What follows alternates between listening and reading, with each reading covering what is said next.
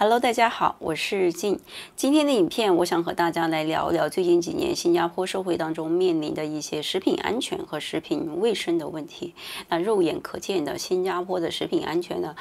是有一点中国化的一个趋势啊。那就在最近呢，有一条短影片是刷爆了新加坡的社交媒体，引起了新加坡人的广泛关注。那事件的大概的经过是这样：在新加坡的后港商场有一家中餐馆，它的名字呢我就不说了，感兴趣的新加坡的观众可以自行去 Google。那因为会涉及到一些法律的问题啊，我这边就不曝光它的具体的名称了啊，大家可以上网去查，都可以轻易的查得到的，可以有效的避雷避开这家中餐馆。有一名姓黄的新加坡籍男子呢，到这个商场家的某一个餐厅去用餐，就点了很多东西，其中也包括鸡汤。那鸡汤上来之后呢，他就把这个汤给喝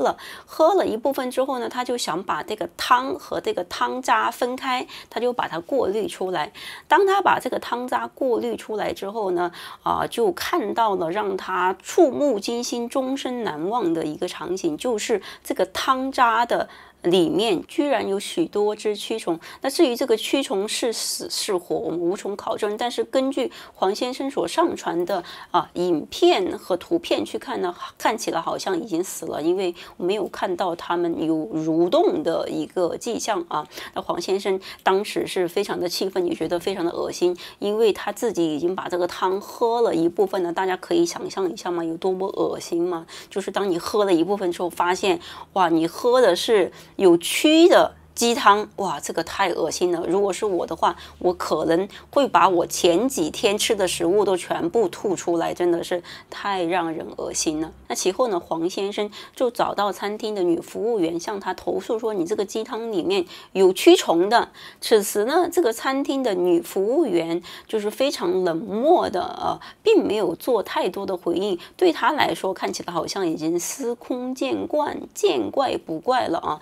那一般正常人如果说发现你所提供的食物当中有蛆虫的话，一定会非常的惊慌失措，迅速的道歉或者是做出赔偿的。但是呢，这个餐厅的女服务员表现得非常的冷漠，好像已经见怪不怪了啊，应该不是第一次发生这样的事情，接到这样的投诉。她只是在黄先生买单的时候把这个鸡汤的钱扣出来而已，并没有对黄先生进行道歉，或者是把整个餐都免单啊。那其后呢，黄先生是非常的气愤，就拍了影片，拍下了餐厅的名字和这个蛆虫的汤汁，把它发到了 TikTok 上面。那这个影片一经发布呢，就迅速的引发了热议，许多人去转发和评论。那这个中餐馆的负责人呢，也看到了这条影片啊，他就主动的联系了黄先生。据新加坡的联合早报的报道是这样说的啊，当时呢，他联系到黄先生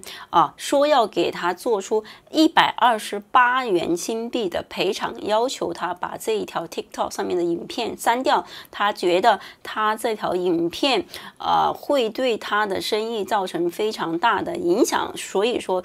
愿意赔偿128元，让他把这个删除。但是黄先生当时非常的生气啊。那首先就是在事发的当时发现有蛆虫的时候，店家并没有第一时间对黄先生进行道歉和赔偿，直到事情经过发酵之后，他发现这个影片的影响力开始变大了，才联系黄先生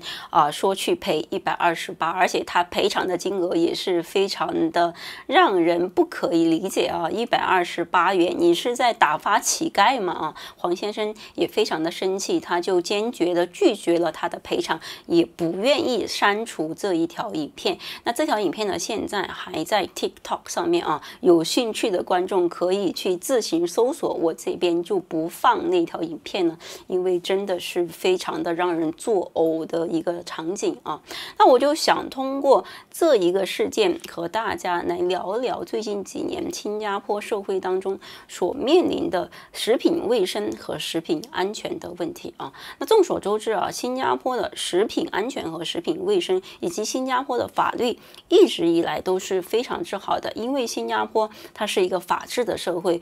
有非常严峻的法律，所以说它在各个方面，在食品安全、食品卫生方面，就是各行各业它都有非常细致、非常严苛的规章制度，就是各行各业大家只需要按照法律规定的卫生规定的条款去执行就好了啊。那说实话，我在新加坡生活了10几年，也没有发现过就是新加坡本地人开的这些饮食餐饮行业有任何的食品安全或者食品卫生的问题啊，就是吃的是非常的放心的。但是就在过去的几年当中，特别是在疫情之后啊，那新加坡呢，就面临着有大量的中国人到新加坡来从事餐饮行业啊。那如今的新加坡呢，几乎是遍地都是中餐馆，就是各种的东北菜馆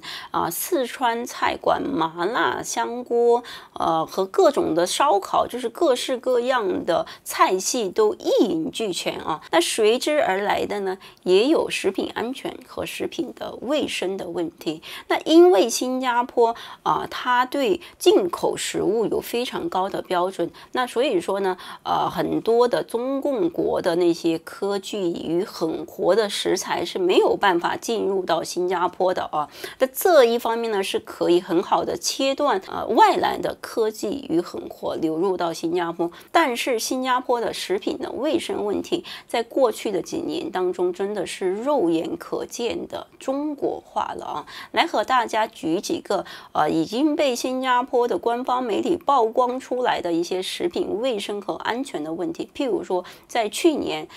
有一个中餐馆叫做云海肴，它的英文名就叫做云南的啊。那这家餐厅呢，其实我在疫情期间是经常去吃的，因为它第一家是开在新加坡的机场，在猪窝那边啊。那个时候呢，我就经常带着我的儿子到机场那边去玩啊。那新加坡的机场是很大，然后呢有各种的游乐场的设施啊。然后那个时候我就发现呢，这一家中餐厅它走的路线呢，其实是比较高端的路线，它的价格是不菲的，是以云南菜为主的啊。那以前呢，我在中国的时候也特别喜欢吃云南菜，因为云南菜它和四川菜还不一样，它是非常的麻和辣，但是相对而言是比四川菜比较清淡一些的啊，就是口味是比较独特的。那我当时发现它这一家云海肴的时候呢，我当时是非常的开心的，也连续去吃过好多次啊。可是呢，就在去年这一家云海肴呢，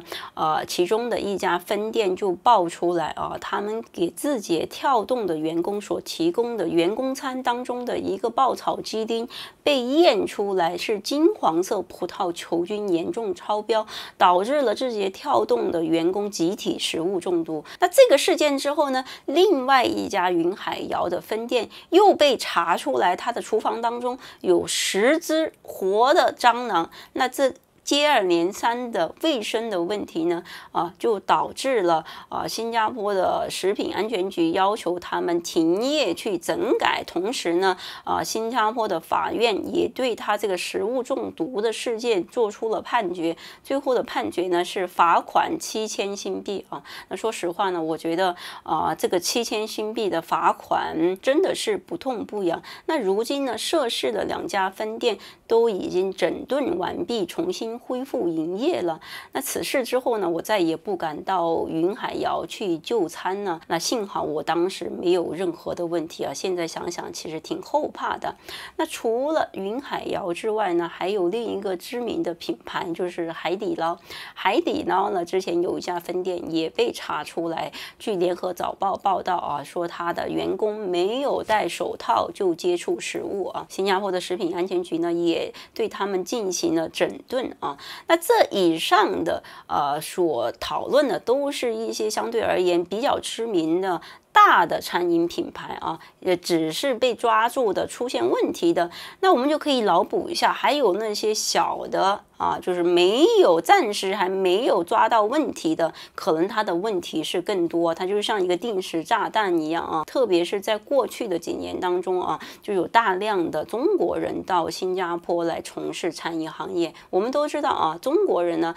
他们为了去赚钱是可以做任何的事情的啊。所以说呢，当新加坡老一辈的餐饮行业的老人慢慢的退去之后，年轻一辈的新加坡人呢又不太愿意去做这些餐饮行业。众所周知啊，餐饮行业呢是特别的苦，特别的累，然后相比其他行业呢，它的赚钱它的利润也没有那么多，然后再加上新加坡本身它就是一个非常快节奏的一个国家啊。那新加坡人的大部分都是外食的，就是很少有人有这个时间在家里自己做饭啊。那所以说呢，在这样的情况下，新加坡政府就不得不把这个餐饮行业的工作机会开放给外国人。那现在呢，在新加坡做餐饮行业的主力军就是中国人呢。那我们都知道，大部分的中国人呢，在利益面前，什么道德、良知、人性都不值得一提了啊。那所以说，他们为了去追求更高的利润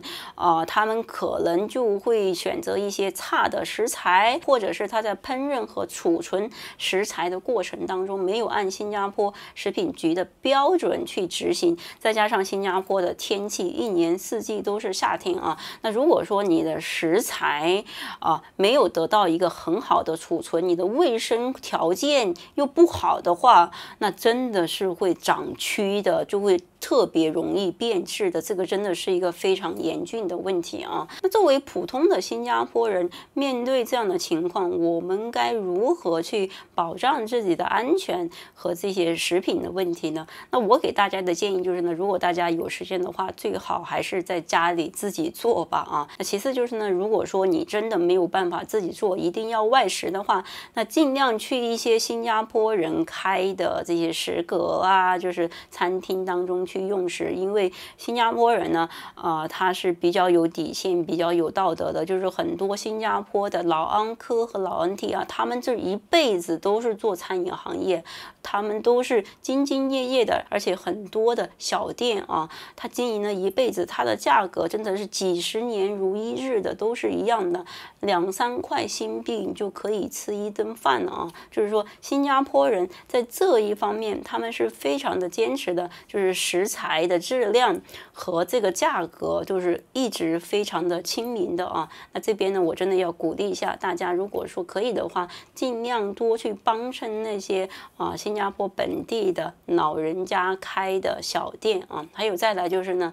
中共国的它这些什么川菜烧烤，确实味道口感都特别的好，吃起来很上瘾，吃的时候很爽。但是呢，除了它这些科技与狠活和食品安全问题之外呢，其实也是非常的不健康还有另外一个非常重要的一个问题就是呢，川菜其实大家尽量少吃就少吃吧，因为川菜它加了大量的调味料在里面，它这些调味料的味道都是非常之重的，它可以帮助去掩盖这个食材本身的异味，或者已经变质了你都不知道，因为它调味料已经盖过了这个食材本身的味道了那我真的是建议大家能少吃这些中共国的川菜麻辣烫和烧烤就少吃因为真的是非常非常的不健康多吃一些清淡的健康的食物。OK， 好了，以上是今天全部的内容，我们下期见，拜拜。